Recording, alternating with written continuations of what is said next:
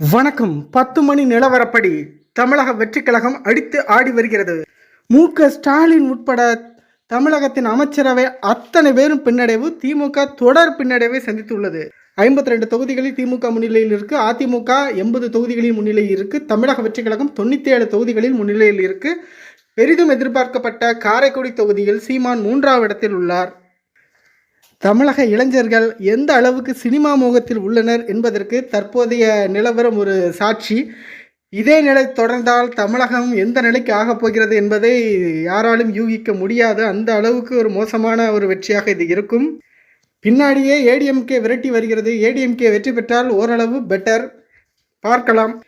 2 தொகுதிகளில் போட்டியிட்ட விஜய் 2லுமே முன்னிலை பெற்று வருகிறார்.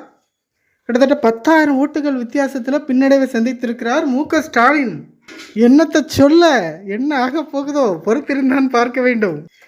2016 நிலைமை மீண்டும் வருமா? 2011 எதிர்க்கட்சியாக ஏடிஎம்கே 3வது இடமாக திமுக அமைய வாய்ப்பு இருக்கிறது. ஆனால் இன்னும் பல சுற்று முடிவுகள் இருக்கிறது. இந்த 97 அப்படிங்கிற தமிழக வெற்றிக் கழகம் குறைந்தால் ஏடிஎம்கே முன்னேறும் என்று எதிர்பார்க்கலாம்.